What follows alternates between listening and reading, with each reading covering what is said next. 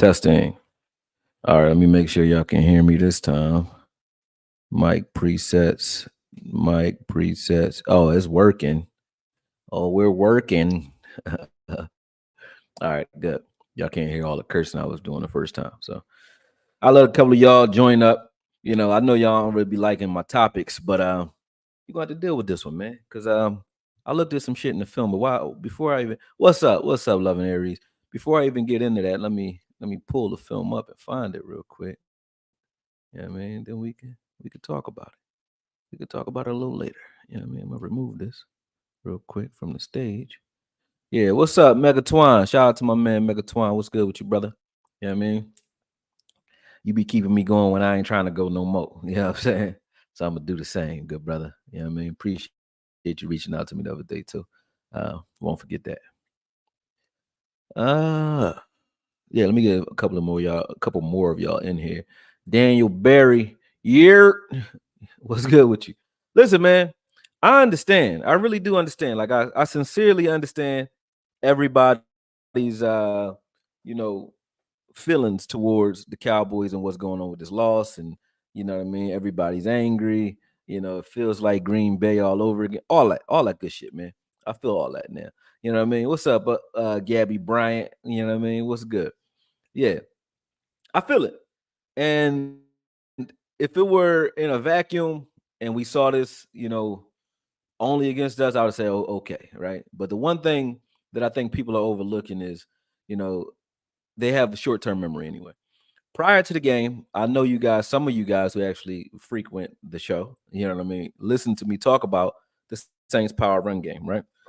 And what they were able to do to Carolina that was playing in 5 men fronts the entire game.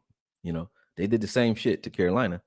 And they definitely, I said they had a knack for just being able to get to the second level and move bodies. They're very good at it. You know what I mean? So to overlook that and say, hey, we need to throw our whole team away because the Saints came in and did what, they do, it was a little crazy. And when I started to go back to the film and watch, I just compared the film. I was looking at the film for both games from the Saints, games. They literally did the exact same thing they did to Carolina. Now, Carolina has a heavy front, meaning they have 300-pounders because they play a 3-4 type of front. So they have 300-pound guys in their front, their down linemen, the defensive tackles are defensive one tech, and then there's two defensive ends, 3-4 defensive ends that are really like three defensive tackles as well. And then they have Jadeveon Clowney and DJ Johnson, I think, who are 260 each. So up front, the Carolina Panthers have a lot of weight, right? And they got moved off the ball like nothing, like butter, like nothing. Same way we did. So, not saying, well, they did it to them too. Yeah, I know that's what you're gonna say. I'm saying, but when I watched the film, I think the conversation that people are not having that needs to be had, it's less about the Cowboys just not being shit like everybody wants to say, and more about how good is this revamped Saints run front or power run game, because they're not very good when you tell them to drop back and pass protect. I think we would have whooped their ass doing that. But coming forward and running right at you, they have a scheme that is beautiful, and it's coming from that Kubiak Shanahan tree. We know how hard that is to defeat or how hard that is to deal with. But when you watch some of the things that I saw on tape and some of the plays that I'm going to like isolate here and give you guys a peek at, you'll feel you're not going to be happy that you lost, but you'll feel a lot more uh, calm and assertive when it comes to how it happened and what happened. And you know what I mean? You can see where it came from. And once you get a twist on that, like, yeah, there's certain things that we probably could have done better, but I think they have an elite rushing offense. When it comes to their front line. Now, we're not going to know. It's two games in the season. Somebody might see something on film and figure them out in the middle of the season, and then boom, it's nothing. But I have a feeling that the Saints are one of the best rushing attacks in the league right now with the way they move people, because the guys that they're moving aren't like, these aren't clowns. Like, I don't even Joseph Phillips, we can clown on those guys all day. Mozzie, Osa, we can clown on those guys all day. We haven't seen them get moved quite like that, and we haven't seen Carolina's front either get moved quite like that. And when I watch it, it's like these guys don't stand a chance. You know what I mean? They're moving bodies. Kamara is not getting touched till he's 5, 6 yards, 7 yards sometimes down the field. That is phenomenal blocking. It's not ass defense. They have a phenomenal front line when it comes to their rush attack. Now, when I say that, people are like, well, the Saints, they've revamped, they bought 3 new linemen in, and they're gonna say a lot of shit. I don't care what they were, like what's his name, Trevor Penning or whatever his name, what these guys weren't supposed to be wherever they were before. What they are now in this scheme is people movers, and they're doing it pretty well. So I got to tip my hat off to what the Saints were able to do up front, because that's more of the story in my opinion. I think that's what people are overlooking, because we're talking like the sky is falling when really we're not saying the Saints are fucking good at running the ball. Very good. Now, do we have to get better? Do we have to answer it? We do. We were dealing with a coach, also offensive coordinator, who coached under Zimmer. So he knows Zimmer's scheme. He knows exactly how to beat it because he coached against it every fucking day. That's also something that you have to take into consideration. But those big plays, the big plays that we gave up, were the exact same plays that they didn't do anything different. They ran the exact same plays that they did the week prior. So I have a hard time thinking that the scheme wasn't prepared and that Zimmer didn't tell them what's coming, because, like he said, this is exactly what we were looking at. Like they are who we thought they were, right? But human error is human error. So when you see guys getting run past or run by, it's like you're not rerouting, you're not challenging these fast receivers. They didn't do enough there, and we're going to see that when we dig into the film. But these guys are just people movers, man. And I think we have to talk about that. Shout out to Bet US Sportsbook, man, the number one sports book in the game, in my opinion. Make sure you guys are definitely patronizing them. Use YouTube 150. Use that code when you go out there. I mean it though. When you go out there this week and you do your parlays and you bet, make sure you use YouTube 150. They're gonna give you some bread, and continue to look out for y'all like they've been looking out for me. So without further ado, let's dig into the film a little bit. I see y'all in there asking questions and talking y'all shit. Let me see. Let me see what you was talking about. Okoye, I watched the film and everybody's talking about our running backs, but our offensive line blocking scheme is terrible. Thank you. When you look at Kamara and you look at our line, I don't care what you think Kamara is. Any running back, any of them, any of our backs, Zeke included, could kill behind the Saints offensive line. Because if you're not going to get touched for 5 yards and you see defensive tackles getting moved 10 yards down the field, every play, not one play, not against one team, not against one man, not against a weak link, against every fucking body. Everybody is gone. They are moving people and dropping bodies everywhere. A running back will this is a running back's heaven. We're not doing that yet as an offensive line. So keep that into consideration when you talk about our run game. And also, we were down this game, so it's not like we got an opportunity to really unload and run the ball anyway. So I still don't get where the attack on the run game keeps coming from. But as you will, you know what I'm saying? Blame something. Blame something. Let's dig into the film, because I ain't got time for that shit. Davey, I know you about to start your shit. I ain't trying to hear that shit, man. All right, let me pull this up real quick. Let me get to this. Let me see. Where can I control? Oh, I can control it from here. Look at that there. All right, so first play, man. You see real early. I think this is that passing scheme. Yep. So this is the only play they're running. Like they're running an over and a post. Like that's it. 2-man routes, bunch of play action, max protection, and they're beating you with 2 receivers, sometimes 3, running routes. That's it, right? We're not blitzing, so we're getting killed with the play action. These routes are only open because the run game is working early. That's the only reason these routes are open. Other than that, these would have been covered pretty easily. But when you can't stop the run up front, he has a choice. Your linebackers have to make a decision, and that's what was happening to us as a result.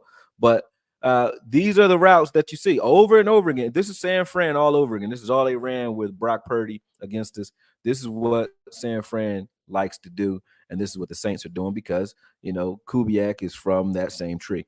So when you see the play action game working, it's mainly because of that. But the scheme-wise, because a lot of you are talking about Zimmer and talking about how Zimmer's scheme isn't shit, numbers-wise, we didn't have this type of array last year when we had Dan Quinn. Number one, we didn't have 3 linebackers on the field at one time, which is phenomenal.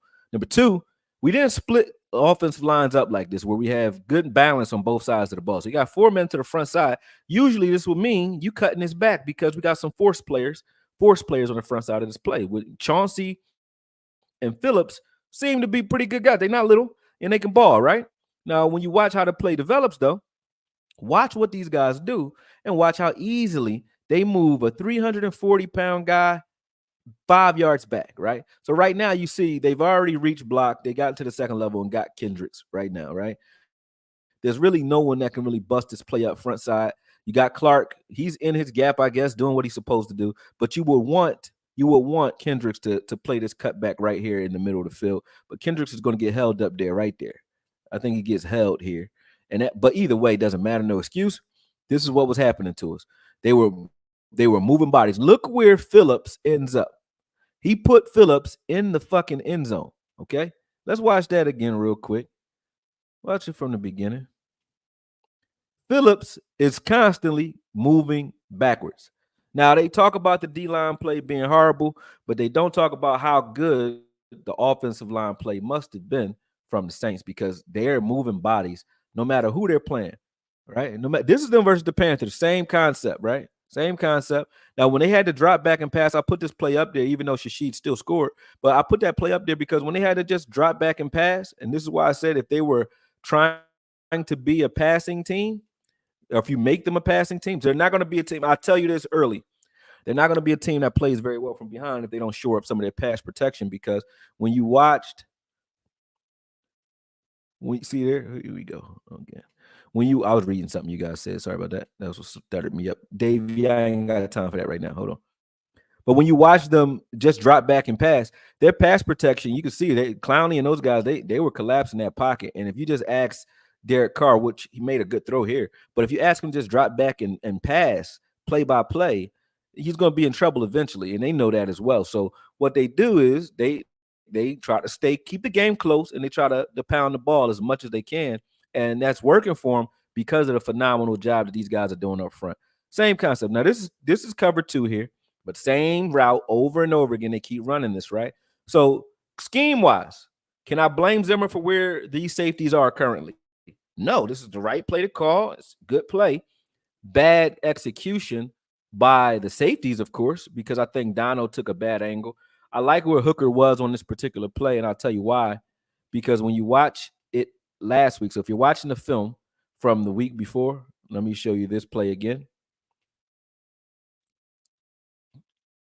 All right. When you're watching this play from the week before, you see that he bends in, right? So Hooker's playing outside. He's upfield shoulder on the outside.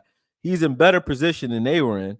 But, you see here they didn't have inside help. That safety was biting on that crossing route underneath and got killed, right? So they didn't have inside help. The play we called, we called the right play, which is cover 2. He had to split those safeties. Hooker right about now. See that? Hooker is on the upfield shoulder outside. So if this comes outside of this, if he bends outside for whatever reason, he's cutting right back into Hooker. He's expecting Dono to be inside. Dono is taking a flatter route or sharper angle to the ball rather than just running straight up the field. He runs and tries to get to Shashid instead of running straight. Now, I don't know if he's looking back. I don't know what he's doing. But right now, he should be running a straight line and meeting the ball instead of the man. And he would have done a lot better. But it happened. I would blame Dono there. I think, honestly, in this scheme, I'm not going to say the player, because in this scheme, Dono is not as impactful. I won't say the entire season. Maybe he gets better. But unless they have him playing at the line of scrimmage and blitzing, I don't think Dono should be our force safety, because he's not a guy that can play in space like this, and he's proven that. We got Wanye Thomas that can do everything you want him to do near the box and deep. I think in certain packages, Wanye needs to be in there. I don't want to say Dono doesn't need to play, because Dono has made plays. He made a play in this game with a pop-up interception. Last game, he knocked the shit out of Judy. So I'm not trying to say Dono is washed, but he's not a guy that you say, hey, we want you playing over the top so they can't take the lid off. All right. So that was the main problem with the passing concept. It was only coming off the fact that they were able to do stuff like this. Right now, Kendricks being a veteran, when you see how they run this off tackle, the Saints do, because you have Overshawn here in this cutback lane, I want Kendricks to get to this first gap where you see the exclamation points and just flash in that gap, right? Because he has Morris on the outside. So this is set up perfectly for Kendricks to blow this up. Kendricks, watch what he does here though. Instead of he's cutting off the hip of Joseph and he cuts this back. So he cuts back into Overshawn's gap, right? And watch this. Once he does this, it leaves a lane for Kamara, and boom, this is what you see. So a lot of the things that you called schematically, I don't think that Zimmer told Kendricks to do that. You know what I'm saying? So everybody's like, Zimmer is Zimmer's problem.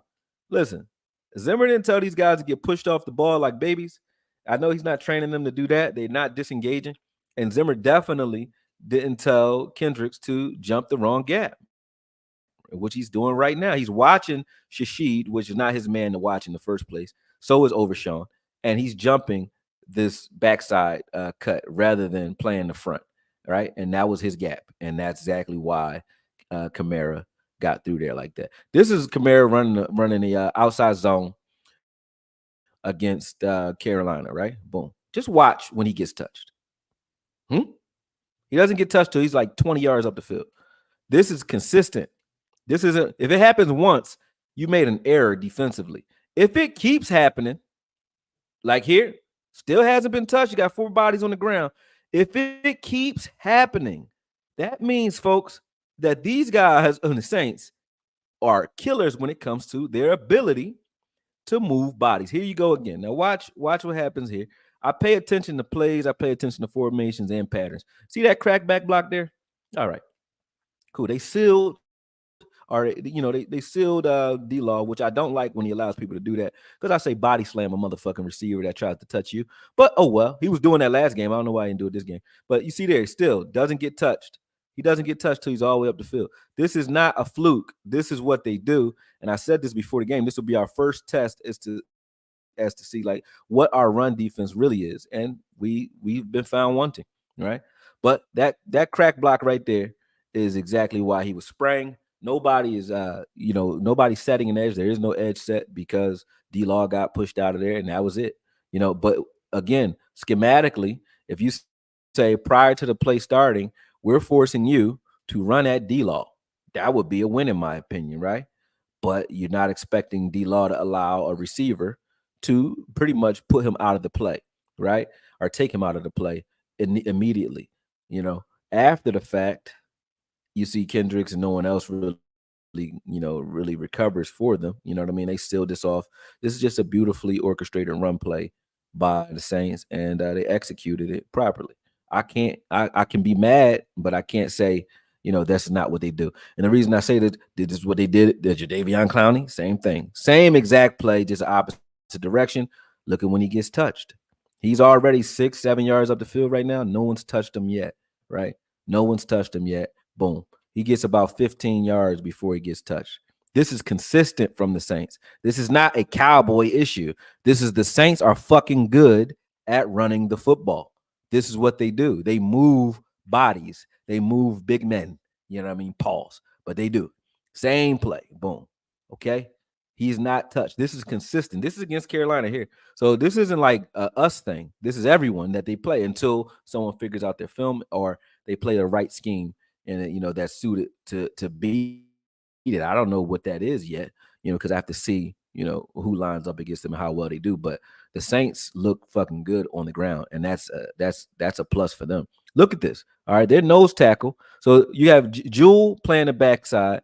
You have 13, whoever that linebacker is, playing his gap, right? It's all on the nose tackle to hold his ground. Watch what happens to him. Number 99. He's out of there. Boom. Watch this. He's gone. So Jewel was playing the backside. He can't play both gaps, right? 13 is washed out. He's gone. And Kamara is still up the field. He hasn't been touched yet. Okay. This is consistent. So even the people who are talking about Zeke or talking about any of our running backs, if we have linemen who are supposed to be as good as we think they are, as I think they are, this is what they should be doing on film, folks. This is what they should be doing on film. Because if you have a running back who's not getting touched till he's 5 yards, 6 yards up the field, You know what I mean? How good do you think any running back can play when you got guys in front of you moving bodies like these guys are moving bodies? Like this is them against Carolina again. Watch this. That's a 5-man front. They're not playing against like, nickel. This is a 5-man front. They are moving people, man. Look at the nose tackle right now. He's already gone. It's over. It's a wrap. He gone. Now, Kamara knows if I press that first gap, which he's doing, right, and I just run a tray, boom, that counter tray right there. If I press that first gap and I just put my foot in the ground, I'm out of here.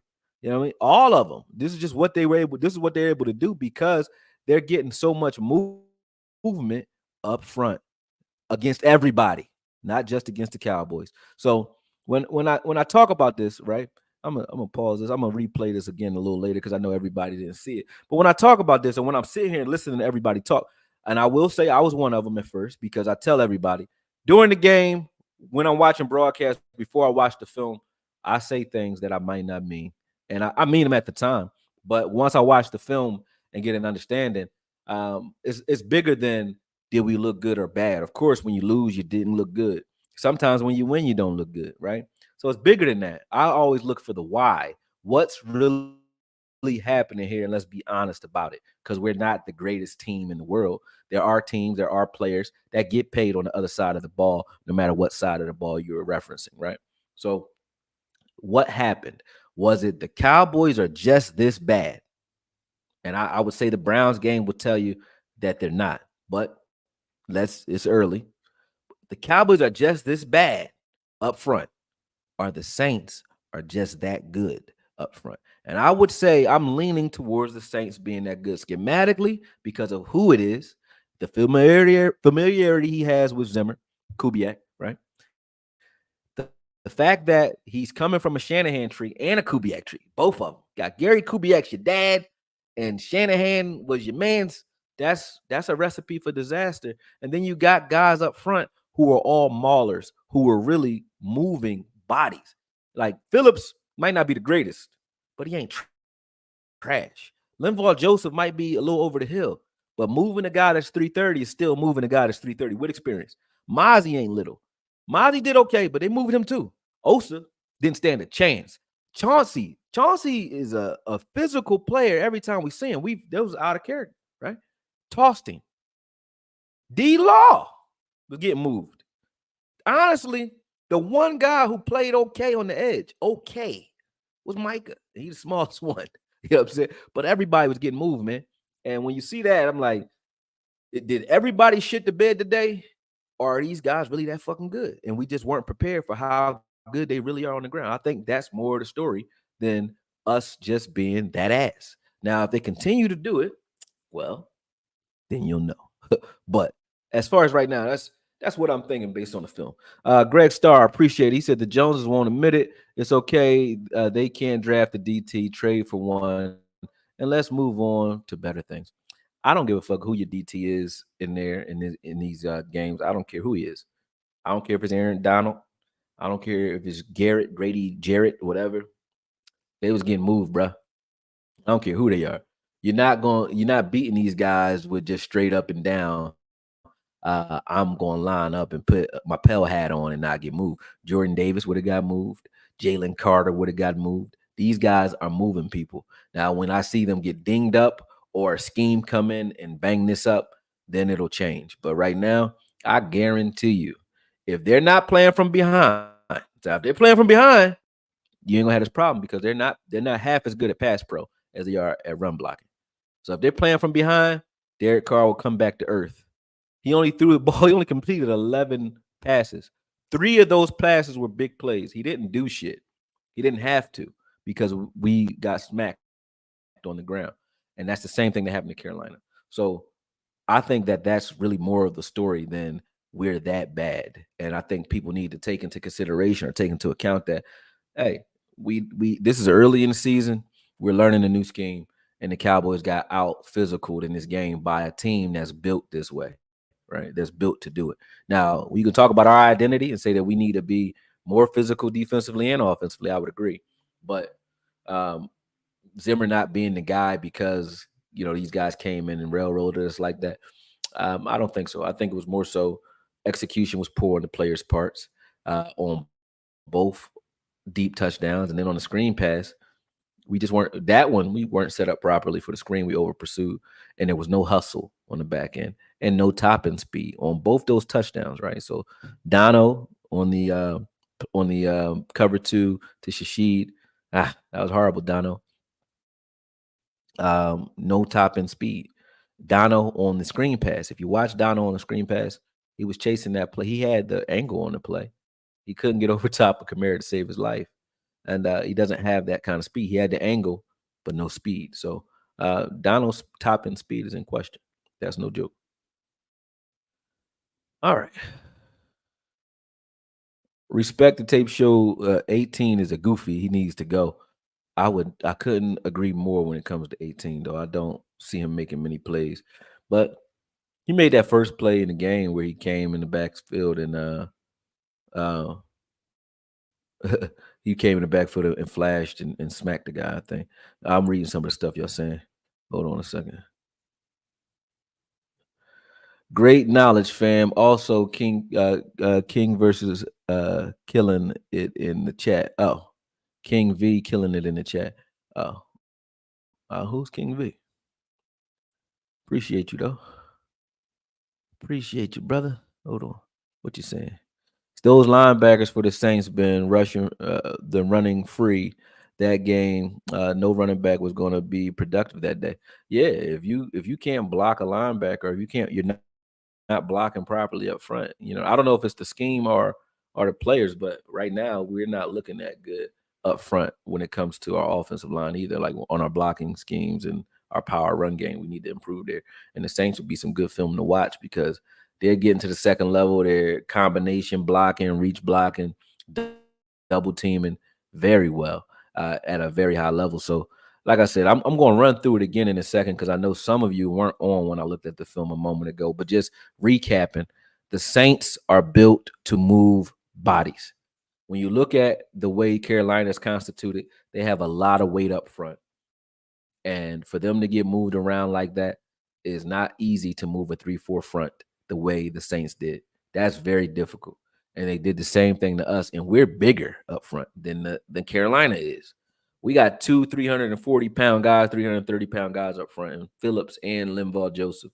Then you got guys like Chauncey that's about 300 on the edge. You got guys like Nealand. I don't know how big he is, but he ain't fucking little. He's like 280 on the edge. So we got big bodies up there. Pause. D-Law, 280. These guys are not little. And they're moving these guys around like they're little kids. And they're a run-stuffing team. Like we have run-stuffers on this team now. And it didn't matter. So to say that the Cowboys just ain't it or the defensive tackles ain't it, I don't even think that's it, man. Like I said, I think the Saints are really that fucking good. And I'm going to show you again. We're going to show y'all again right now, right? I'm going to show y'all again right now. Let's get to it. Let's start from the beginning. All right. Now, for those who didn't see it the first time, I like to repeat myself. You know how much I love that, right? Saints ran play action, same concept they ran against Carolina. They ran on us. This was the route, over crossing route, deep post, crossing route, deep post, just in different directions. They did this all day, and they had enough time to because the ground game was working. When you're crushing it on the ground, those linebackers are going to react, and you got a lot of space for these two-man routes. This is a two-man route. Look how much space you got in the middle of the field. How easy is that to hit if you're Derek Carr? This is some of the stuff we need to be doing with Dak by running the ball. If you gave Dak these type of looks, that'd be crazy. He don't get these kind of looks. Look at how much space and opportunity there is there. You can't tell me that any quarterback wouldn't look good in this scheme. This is beautiful. This is what made Brock Purdy look so good. So if you took Brock Purdy's scheme, Shanahan's scheme, and you gave it to a veteran quarterback like Carr, this is what you're going to get. Now, when you look at this play here, right? Tell me, for those who have a problem with Zimmer right now, let's look at this play. Front side, you got four guys front side, good balance on this line. And obviously, you think that the 700 pounds you have in the interior in the red zone, that would be a good idea. These guys ain't going to get moved, right? Well, who knew? Who knew that Phillips was going to get knocked all the way into the end zone? This is a one-on-one block. It's not a double team. He's one-on-one, all right? He's one-on-one. These guys can fucking block. They can run block. Phillips got pushed out of there. Something crazy. Now, I would want his effort to be better. Die there, fall, make a mess. I don't care what you do, but don't get pushed 5 yards off the ball. This is them in pass protection. This is why I said if they were trying to be a traditional passing team, or if you get them behind, if they have to play from behind, the Saints ain't shit. But because they're not half as good at pass protection as they are at running the ball. Look at the interior. Look at the type of space he has right when it's time to let go of this ball. Let me see. Right there. Boom. The pocket's collapsing so crazy. Clowney's, collapsing this pocket, and so is number 92, I think that is in the middle of the field. But they coming for him. Boom. If he had to drop back and pass against us all day, although this pass he did a great job beating that safety who bit on the crossing route. But if he had to do this all day, I think it'll be a lot less, obvious. He wouldn't beat us as easy. But I forget that corner's name. I forget his name, but he was a high draft pick. What's his name? You guys know number 8. Joyce. What's his name? The fuck his name? I don't remember kid's name. I'm bad with names. But either way, he ain't no slouch. Neither is Trayvon Diggs. Neither are these guys that are out here. You see here, this is cover 2 being called. Like I said, you had Cooker who's playing the upfield shoulder. He's in good position. If this bends back outside, you need Donald to run straight up the field. I said this early. J.C. Horn, that's who it is. Yeah, these guys ain't slouches. But like I said, Donald's not a guy that you want in space or playing over the top. I think that's a Wanye job. And if you want to come at Zimmer for something, it would be the usage of Overshawn and Wanye in this game. Those things I would say Zimmer is the blame for. Here, schematically, numerically, these guys are in good position. What you will want from Kendricks is him to press the front of this play or the gap in front of him instead of playing the cutback lane. That's where you got to trust Overshawn to do what you're supposed to do there. Overshawn's in position. He's playing. Kendricks is playing the reverse where he shouldn't be. He needs to overcommit and sell out in this gap, and he doesn't do it. And that hesitation right there causes a 10-yard run play, right? So that's coming from one of your veterans that you're supposed to know better. But let's just look at here. I just said this before. I say it again. Look at where Kamara is when he first gets touched. He's 20 yards almost up the field. That is phenomenal blocking, and it's not a fluke if you keep doing it. And when you do it one time against one team, it's a fluke. We played bad. When you do this to everybody, and you'll see this now, it's only week 2, like I said before, but we will see by week 3, 4, 5. If they do this five weeks into the season, prior to anybody getting dinged up or hurt or anything like that, or a scheme figuring it out, that just means the Saints are just as good. And this is a new coordinator with a new team with some new toys up front, and he's taking the league by storm right now because he put up 30 points twice in a row the first 2 weeks, and he's doing it in impressive fashion because they're doing it physically. They're not doing it with a high-flying offense, even though they are. That play action is crazy with the speed they have outside. If they force those safeties and linebackers to bite, if you can't stop them from running without loading the box, they're going to give you fits all year. Your best bet for beating the Saints is not trying to play balance. Your best bet for beating the Saints, honestly, if you do want to come at Dak for something, it would be that.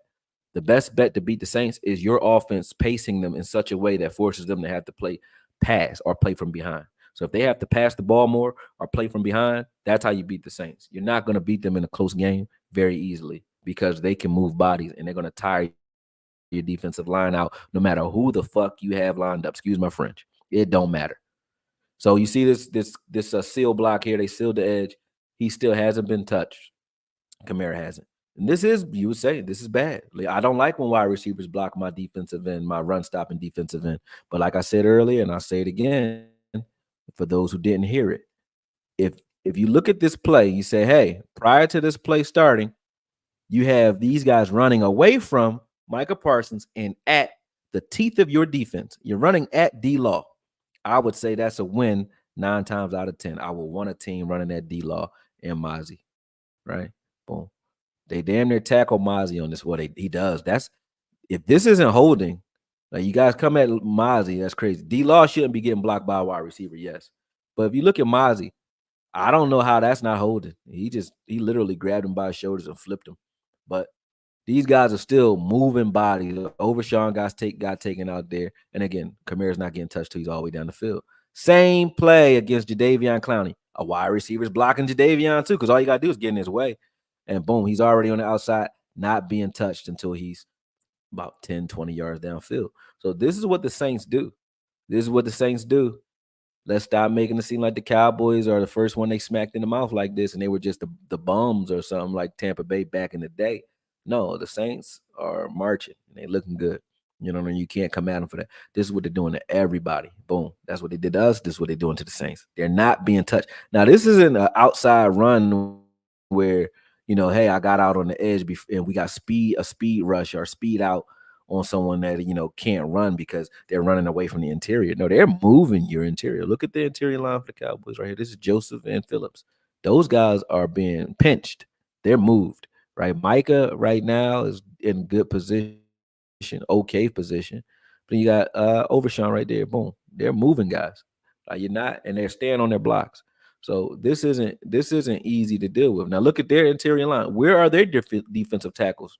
Do Carolina, do they need to get rid of their interior line and trade better and draft better defensive tackles too? That's what they need to do. Or is it that the Saints are just as fucking good? Their defensive tackles, their one tech is all the way over here, 6 yards to the right of where he started. Okay. And then their defensive end there he's getting moved too. Like these guys are just getting moved. Boom. 5 yards down the field, their defensive line is moved, the interior line. Nobody can stop that. You know what I mean? Do they need to get rid of their whole fucking defense too, like we do? Do they need to trade Micah Parsons like we do, like everybody said? No, no, but they got punched in the fucking mouth just like we did, because that's what happens when you play a team that's this good. Now look at their nose tackle and look at their linebackers. This is all their defense is predicated on their nose tackle, and so is ours, being able to hold his ground. When you know that and you play power the way they do for the Saints, you were saying they're playing power on power. That you got to win some of these, right? Well, not against the Saints, you ain't. These guys, they are strong. They are moving guys.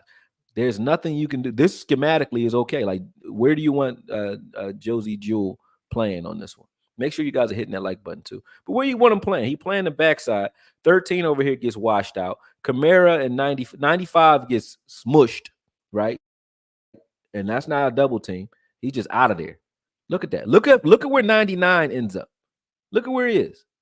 99 is all the way over. Let's watch that one play again real quick. Watch 99. Watch the nose tackle. Watch him. He gone. Gone. Gone.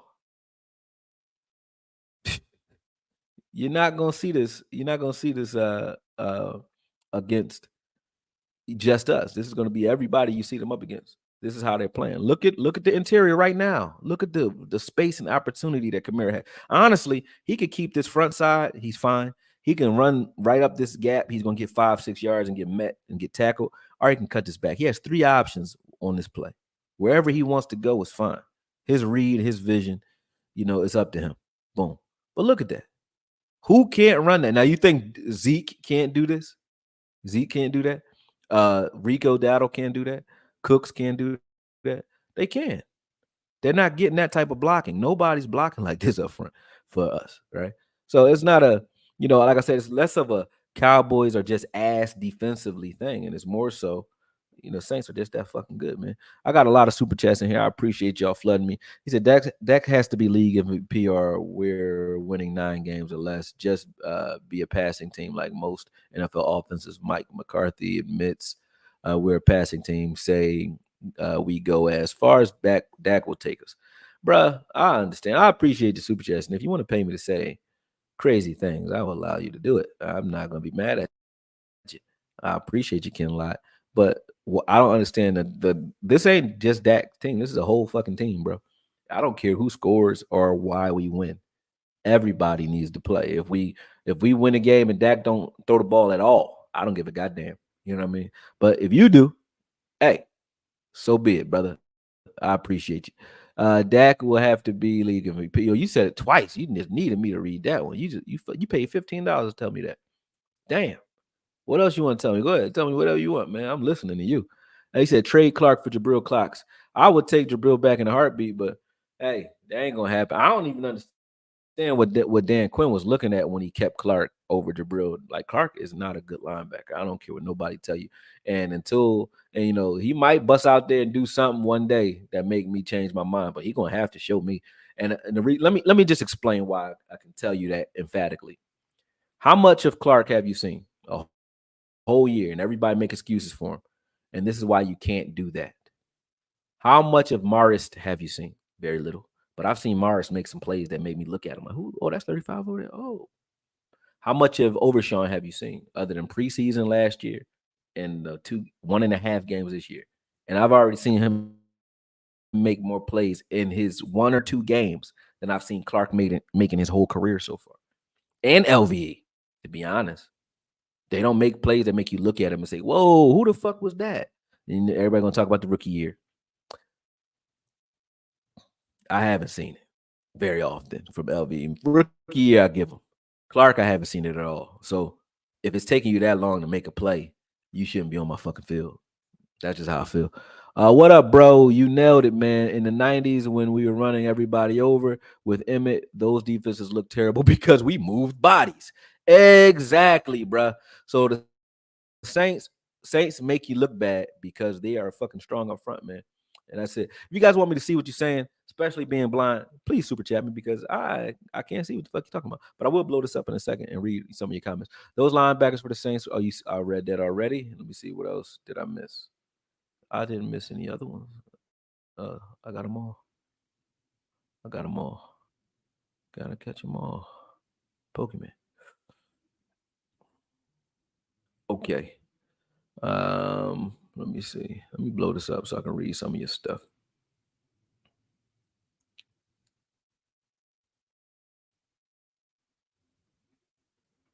Are they coming at Dak? Okay, y'all going crazy out here, man. You said, does Jabril Cox start on Washington? I don't think so. You said $60 million bump, huh? Hey, if that's the answer you got from watching defensive film, you sound crazy to me, brother. But y'all entitled to your opinions. Just make sure your opinions is rooted in something other than your feelings. I ain't here to try to fix your feelings. You still talking about his money, man. Listen, when you sit and count other men's money, I don't know where y'all was raised. I'm from Texas, but I was raised here in Philly, man. And I might not like they football team. I like the Sixers. I might not like the football team, right? I might not like the fans. Well, I like the fans. I don't like who they root for, but I like how loyal they are. They're loyal to their bum. They got a bum at quarterback, and I very rarely hear that he's a bum. I hear that he's MVP, right? Our quarterback is 10 times better than Hurts is right now. And you hear this type of shit all day. So none of the things you're saying or none of the things y'all saying are rooted in anything that makes any sense. And what I've learned to do instead of fighting fire with fire or trying to attack you is just ask you a simple question, right? Simple question. And I guarantee you don't got a fucking answer. I guarantee it. So who's this? Let me see. I'm gonna put you on the spot. Smoke one for you. I like you too. You always talking good shit. But let me see. Oh no, you're not talking. Let me see what you're saying before I come at you. JB, the Cowboy fan, why do y'all ask about why he's oh, and that's not you saying that. So let me go to who's asking about the 60 mil. Somebody talking about the 60 mil. JB is doing it. JB the fan. So you the one that need to answer this for me, bro. All right. If not Dak, then who? That's all you got to answer for me. If not Dak, right now with the quarterbacks you know are available, you could tell me even the one that you want in the future, Shador Sanders or whatever the fuck y'all want to do. If not Dak right now, who? That's all you gotta tell me. Don't tell me the problem because we all know we exited the playoffs early. We all know that. Okay. We know that. What is your answer? What is your solution or suggested solution? What should we be doing right now? You know what I mean? What? And now I'll listen to you. Guarantee you ain't got no answer though. You know what I mean? You ain't got no answer. You keep talking about other men money. That's like to me, and where we from, nothing against the Rainbow Tribe and the LBGTQZ map, whatever y'all are, right? Nothing against y'all. But that's gay as hell, man. We don't do that shit here, man. I'm just telling you. Like when y'all talk about money only, like why you sound more mad that he's getting paid than mad that he lost. I'm mad that the man is not winning the game for us at times too. But it has nothing to do with the fact that we're paying him 60 mil. I could give a shit. Matter of fact, the person paying him 60 mil cares less than you do about paying him 60 mil. Gary don't even say that, right? But you do, as if you paying him. You ain't paying him shit. So when you do that, that's kind of weird, man. We don't do shit like that. I don't. That's not man shit, bro. I don't, and you can't point to no man's man. Clint Eastwood, whoever you want to say is a man's man. You know what I mean? I said Clint Eastwood, but you can't point to a man's man that do shit like that. We don't watch other people's pockets, and we also don't watch what other people do with they work, man. Whatever woman you get, you get, long as it ain't mine. And even if you get mine, she ain't mine, she yours because you got her. You know, so get her. You know what I'm saying? That ain't my business. You know what I mean? So at the end of the day, when y'all do that, y'all look very strange to me. But JB, just tell me who. Don't say nothing else. Don't say nothing else. It must matter in your life because you're talking about it. Don't say nothing else. Tell me what else y'all would do if it's not for Dak. Because y'all want to make it a Dak conversation. When I'm talking about the defense, y'all still bring Dak up. So if Dak is that much of a problem, let's go there. Let's go there. Who would you who would you bring in, or what would you do? And if you can't do that, please respectfully change the topic. I ain't gonna even say shut the fuck up. I'm gonna say change the topic.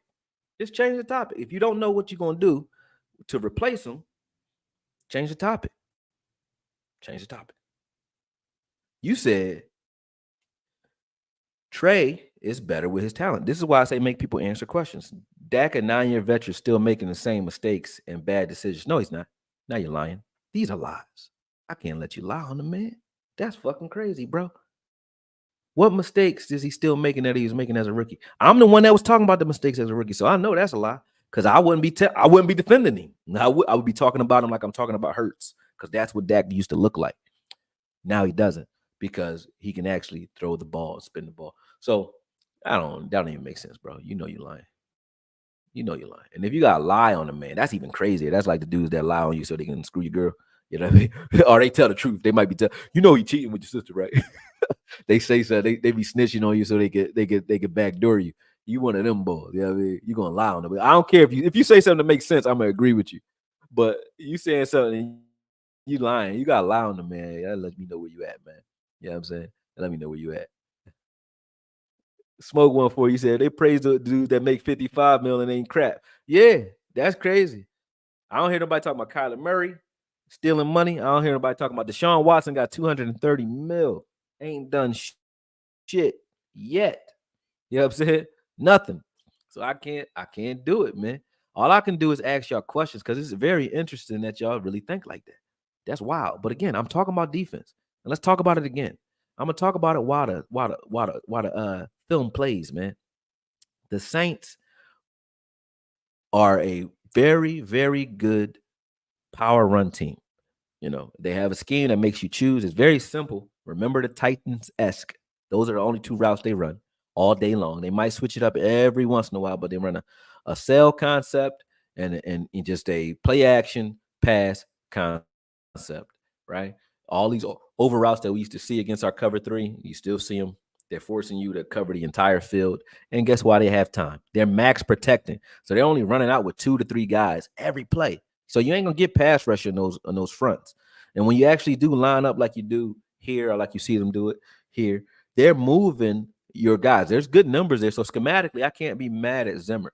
Zimmer can't make these guys hold their position. He's trying to get them to, but they're moving everybody. You know, and if you got the Saints into a passing attack where they were either down or they had to rely on the pass for whatever reason, I think they're a pedestrian team, because I think then you could rely on Derek Carr making the same mistakes he's always made his entire career, since you want to talk about mistakes. But he ain't gonna make mistakes when he only got to throw the ball 16 times and he only completes 11 passes. They took the game out of Derek Carr's hands and said, we're gonna beat you on the ground. And we didn't stop the run very well. That's what happened. So I can say that the Cowboys have work to do. I can say they need to make some adjustments and improvements. They do, because now they see what they're up against, right? But I think it's more about what the Saints are and less about what the Cowboys aren't.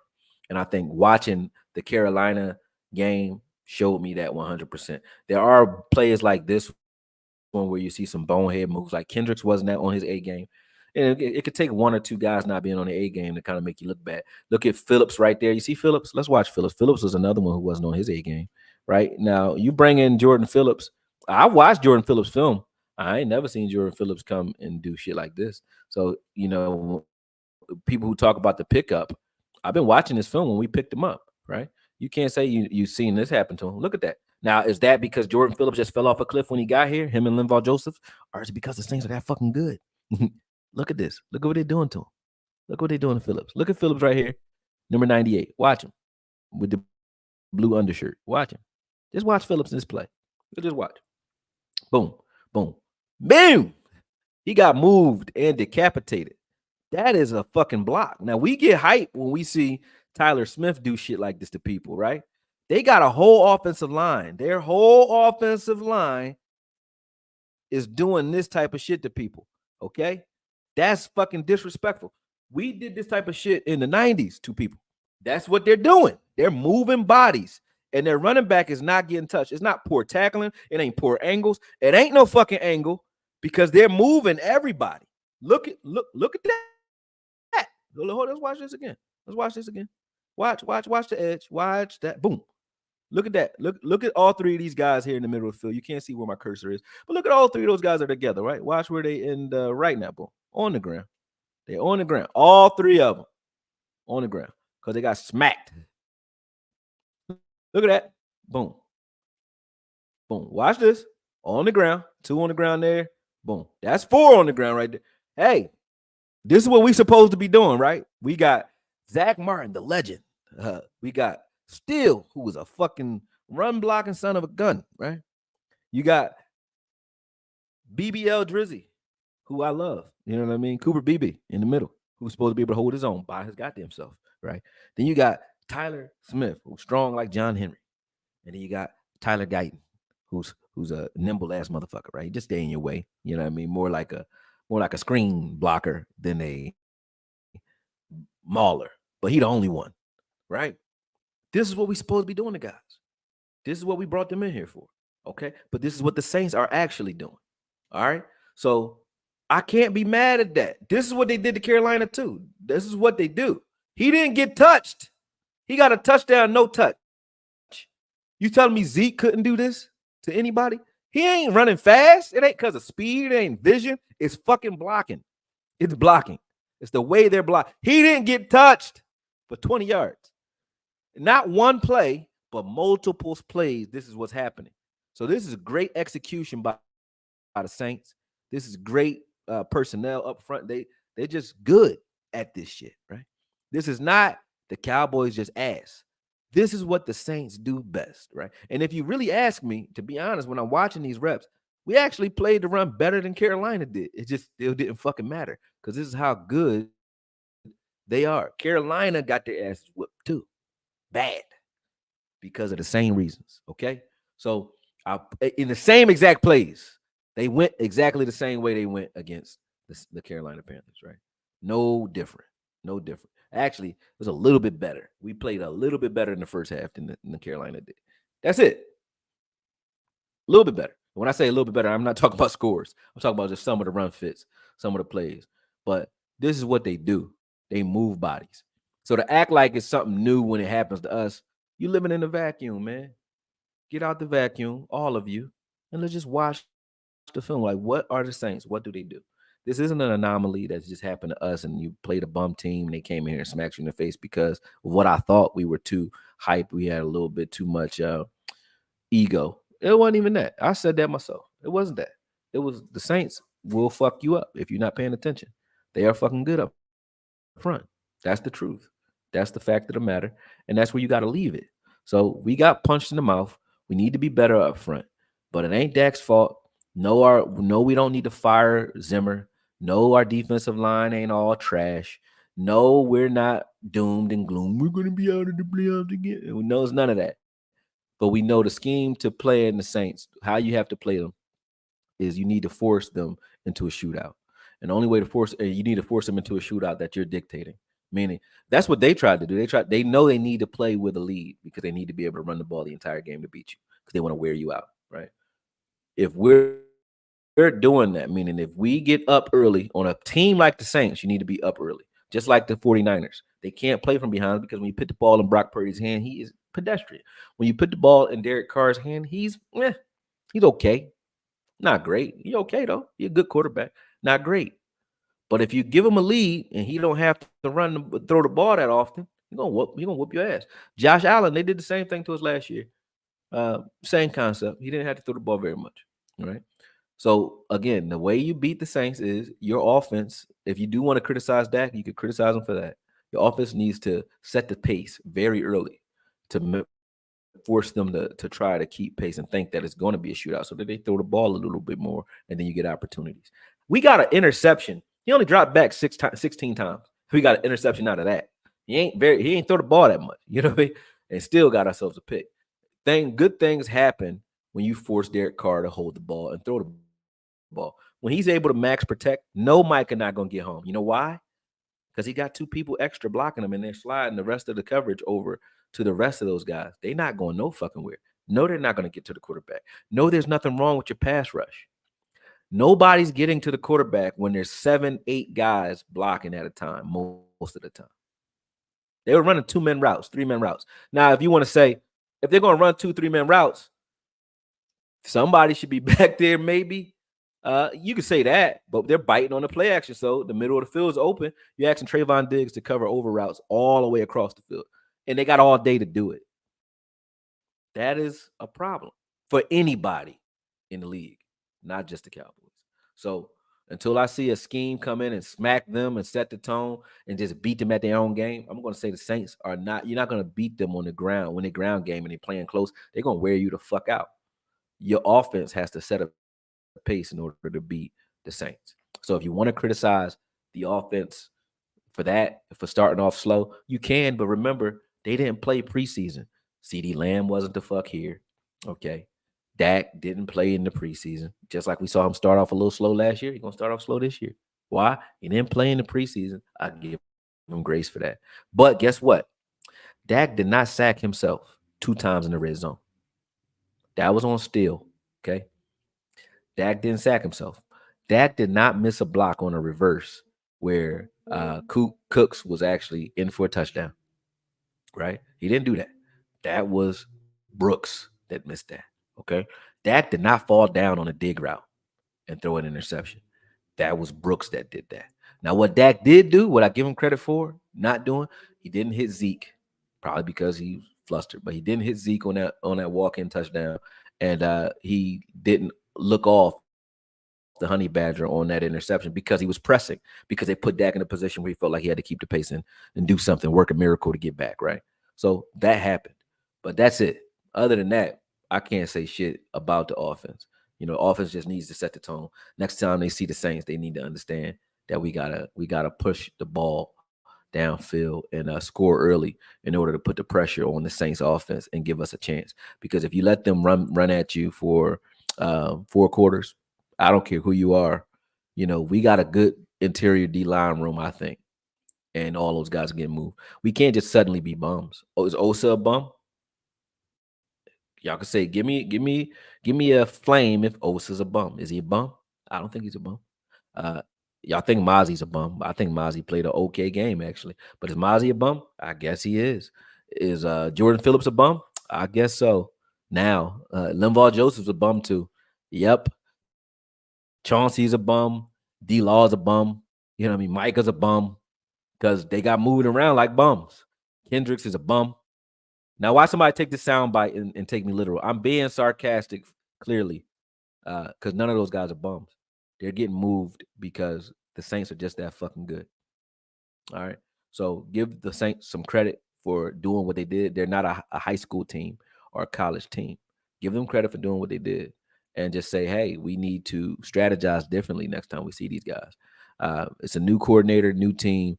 They smacked us in the face. They caught us by surprise, and they beat the shit out of us because we were not prepared properly. I think schematically, we called some of the right plays.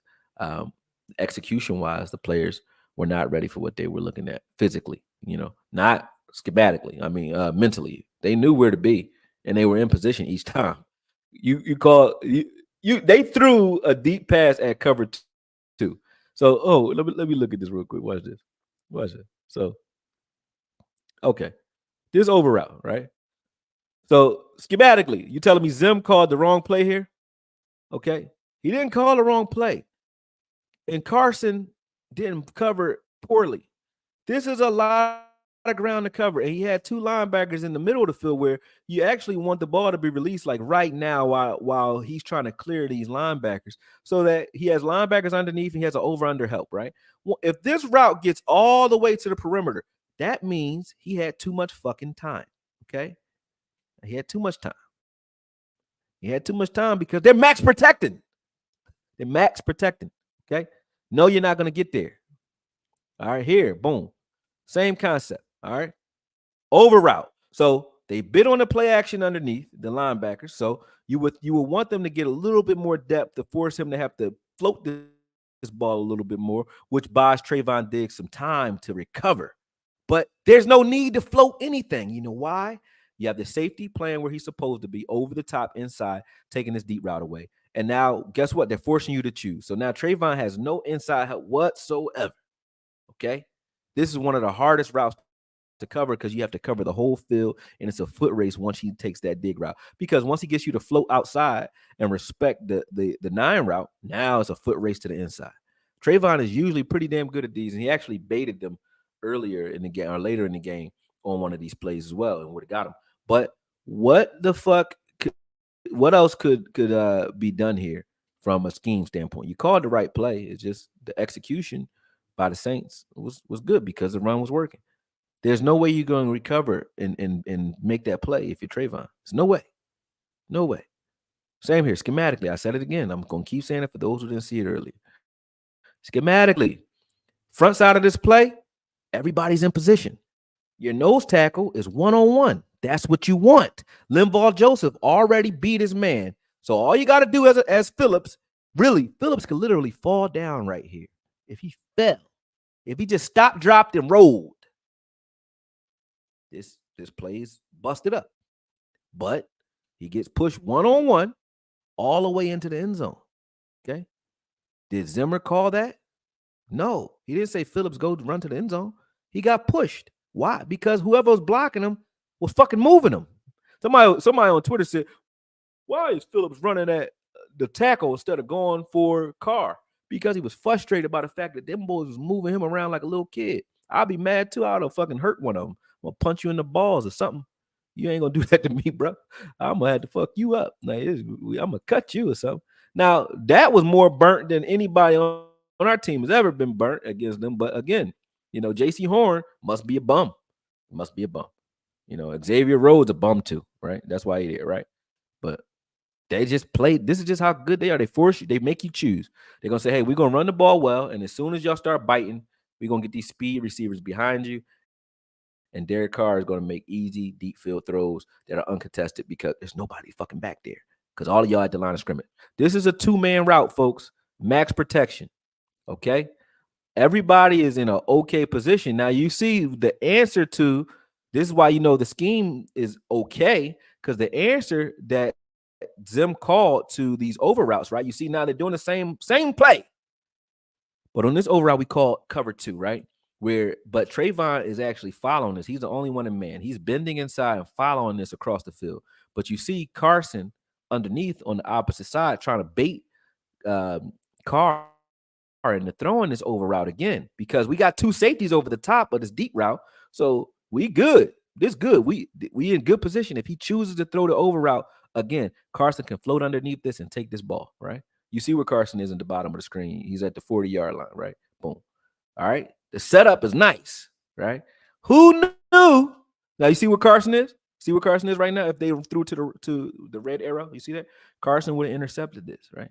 So this was the answer. They countered that play, that over route that they saw earlier, and said, okay, you guys play cover 2, stay deep, and this is what we're going to do to help Trayvon out. So Trayvon has help, right?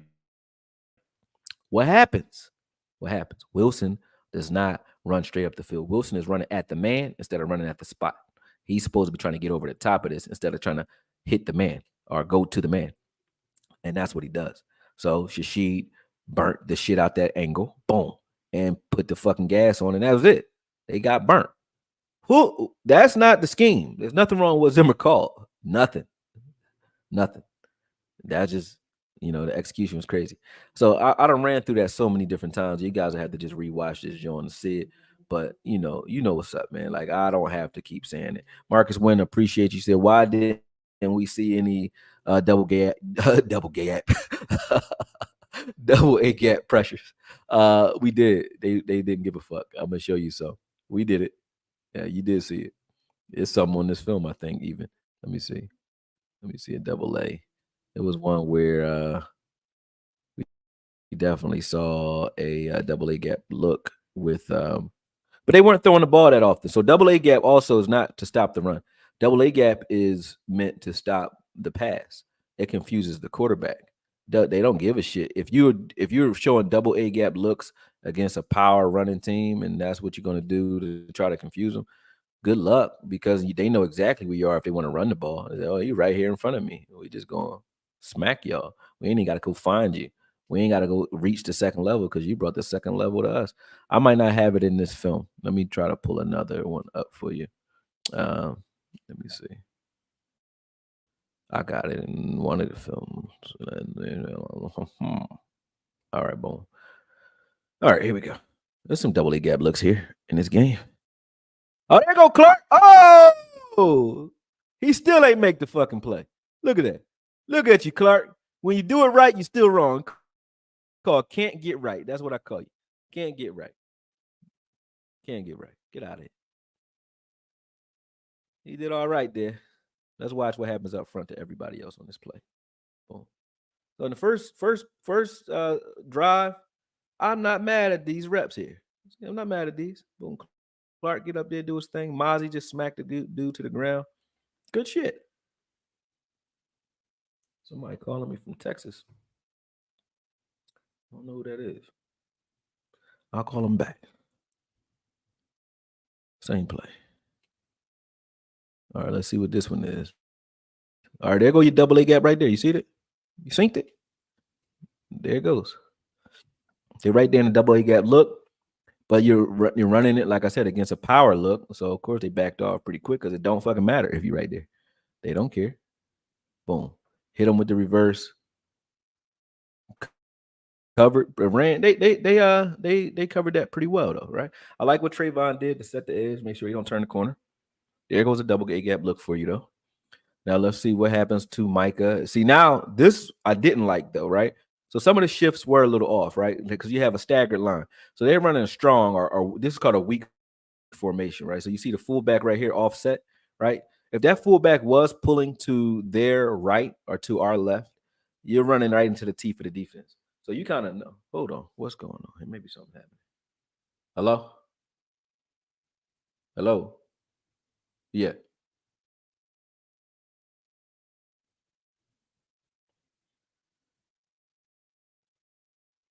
Uh-huh. You're who?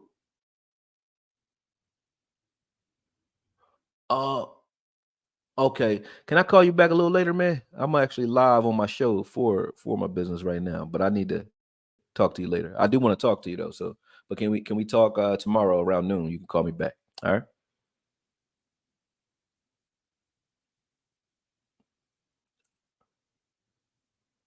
Okay, you got it.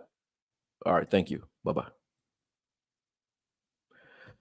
That motherfucker called me 3 times like I owe him money. He trying to give me money. All right. Cool. Boom. All right. So let's see what happens here.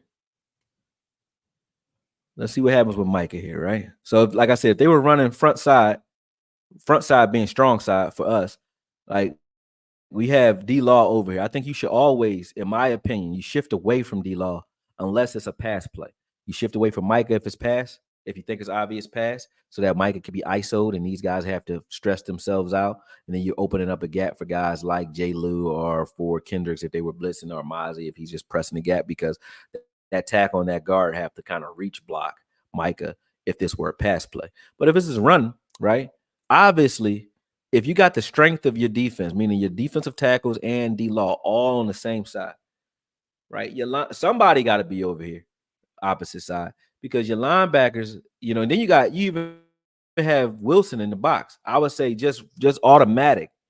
We don't need to see anybody else over there helping. So right now we got 6 guys really 6 guys. Got to count Mozzie is over there. He shifted over there too. So you got 6 guys to the strong side of this defense. You got 2 guys backside with a fullback and a tackle right there to take those guys out, and that guard if he pins and pulls, in that center pulls, then you got 3-on-2 weak side, right? Let's see how they play it.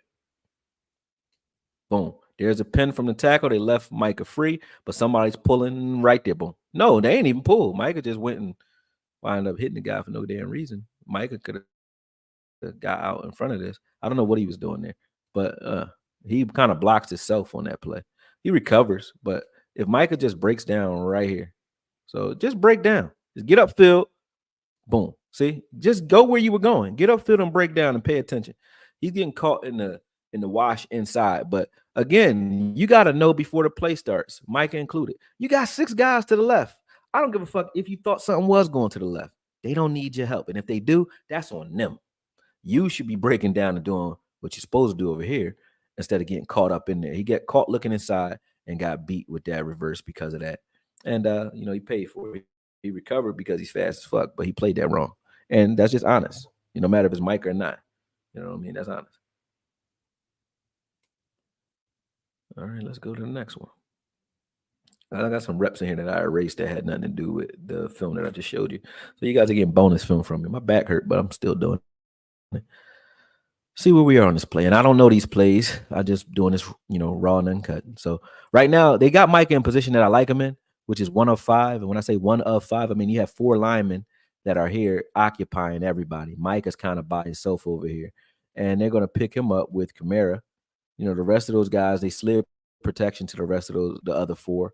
And in my opinion, right now, because the run game hadn't been established fully yet, your linebackers are kind of, leaving Carson out to dry here because they don't sink. Nobody gets any depth here, and they don't get back in those throwing lanes. So when you notice that early, of course, you're going to pick that apart, take advantage of it.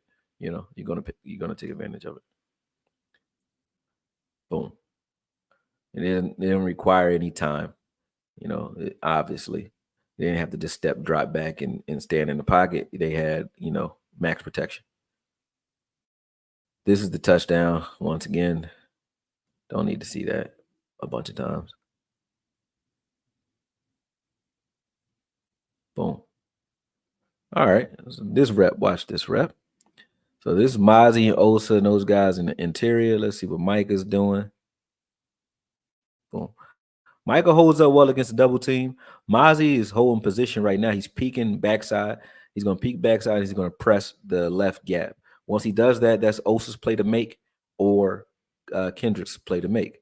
Kendricks plays front side, which he shouldn't have, I don't think, because you see Morris is over there, right? Kendrick chooses wrong here. Morris does get in there and slash, but Kendricks didn't need to be there. He could have been backside. Mozzie does a good job of holding the wall and letting everybody else eat. Did a good job. It was 1-on-1. Then he throws the guy over the whole pile. I like seeing shit like that. Do that. We're going to act like that didn't happen, though, because that's what most people like to do. They're like, yeah, he ain't do shit, right? Yeah. No, they did okay in the first drive. And then it just kind of fell apart after that.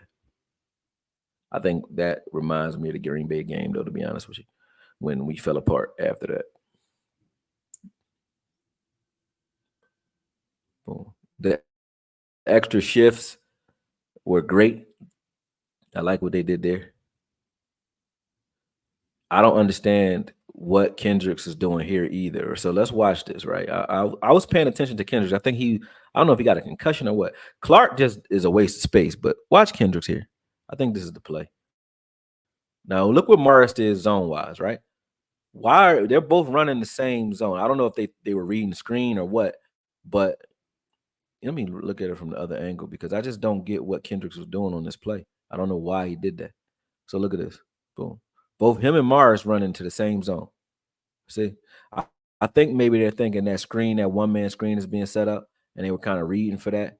But when they did that, Clark, who was playing the inside of that receiver underneath for Carson, now Clark has a two-way go he has to deal with because you see Shashid, just button hooks right under him, and Kendricks bailed right out of that zone.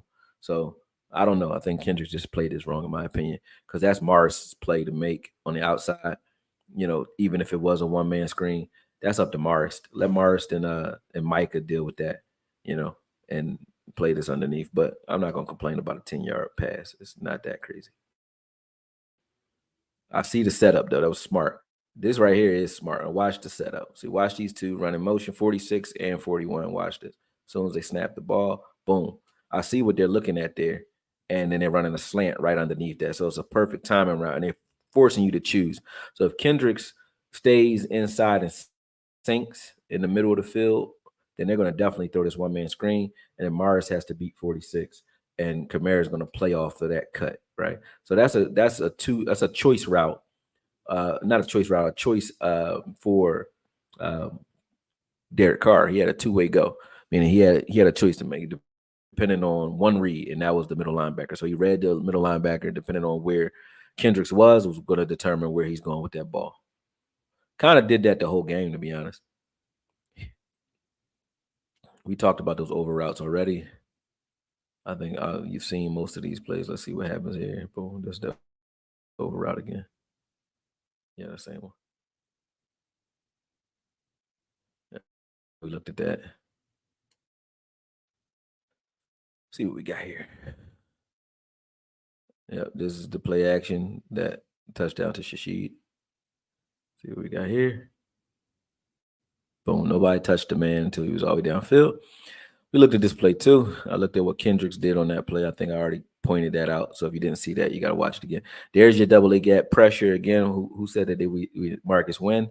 Appreciate the super chat. There's your double A gap pressure. Shout out to BetUS Sportsbook. Make sure you guys are using code word YouTube 150 when dealing with these guys. They definitely look out for me. They're going to give you guys a bonus when you guys load up using code word 150. So make sure you do it. Again, they're showing that double A gap, right? And if you're looking at this play here, right now you can either run inside zone or outside zone. If you're running outside, you're running at Wilson and Micah. I like it, right? And they got numbers over there. You got Overshawn, Wilson, and Micah at the front side if they're running the outside zone or inside zone. And then you got, if they're running inside zone, you still got Kendricks, Overshawn, Osa, and Mozzie in the middle of the field. So right now, backside, you have D-Law. I would say, hey, this is a good look. And the likeliness of them running a speed option outside, our counter outside of D-Law is rare, right? But he did it, right? But if you were paying attention to the film, you would have saw this coming because this is one of the plays they like to run. Especially when you see a wide receiver running motion and they're standing anywhere near your defensive end. The thing that I didn't like that we did in this game that we didn't do in the Browns game was we didn't match those individuals on the outside. We did that in the Browns game. Whenever we saw somebody standing near defensive end, whether it was Micah or D-Law, you know what they did in that game? They just, I'll show you in a second. But all they did was they blocked them and stayed with them. We didn't do that. Meaning when I say they blocked them, I mean the defensive end just pressed the receiver or running back that was playing out there. We didn't do that in this game. Like right now, what D-Law should be doing is readjusting and pressing. Not only are you helping take away those quick reads, but you're also helping whoever's covering behind you. Because you press that guy, you get him off of his square, and then you pass rush later. That's what we were doing. But we did that against the Browns only because we were trying to contain Watson. So there was no need to pass rush. This game, I think they were trying to rush to a spot a lot more. So they got caught trying to do that rather than pressing this. Like if he presses that receiver, that play is busted almost every time. Every time. I think that's what you should do there.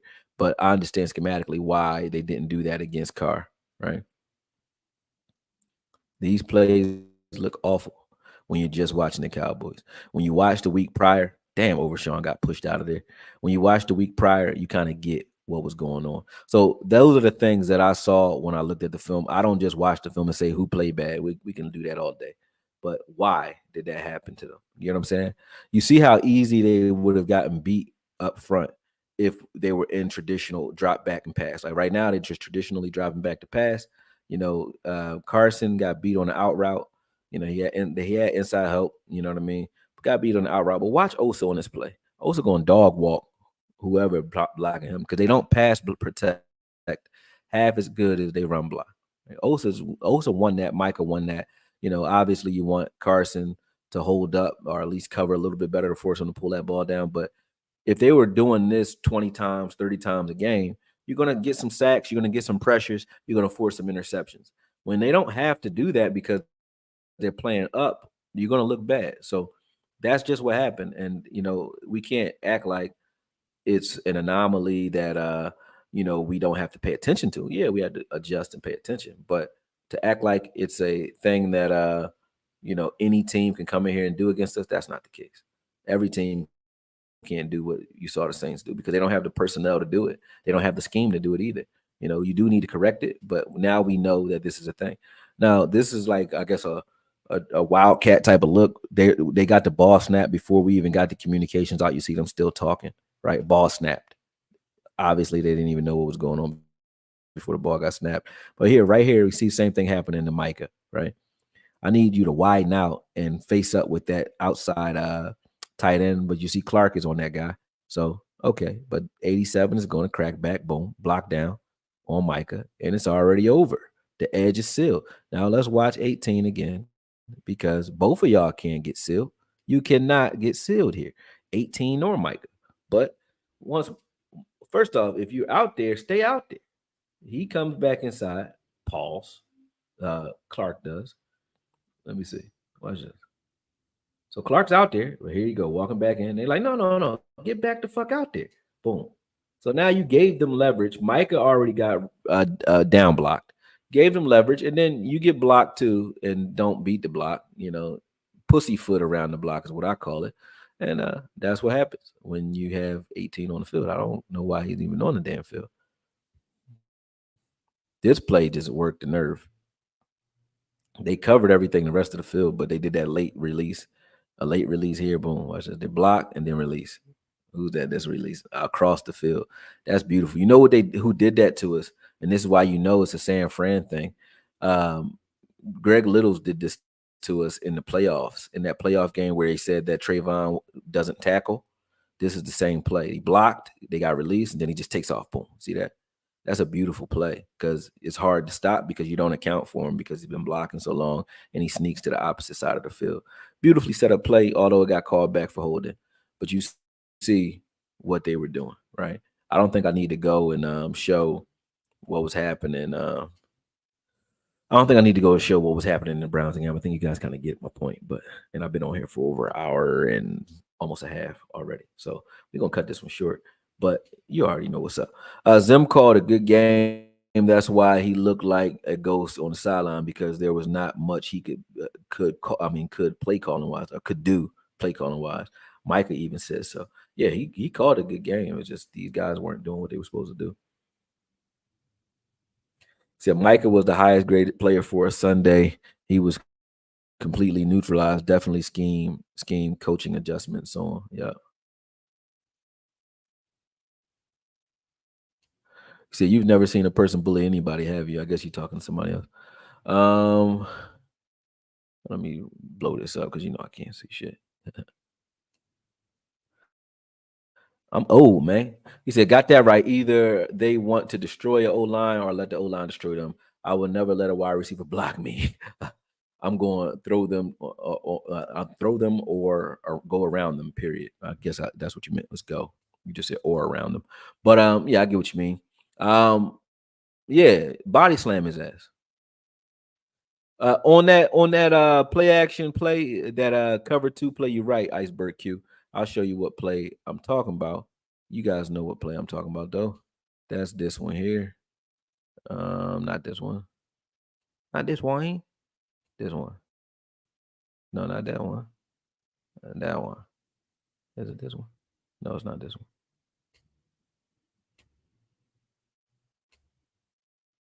It's this next one. This one here. So right there. So at the bottom of the screen, watch Carson at the bottom of the screen.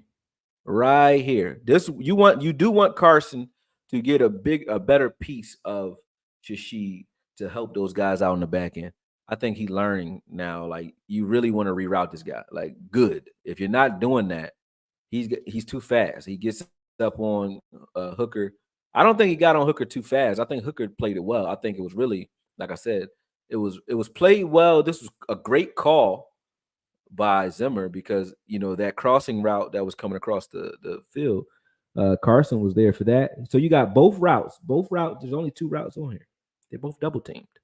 What else do you want the coach to call? They're both double teamed. Okay.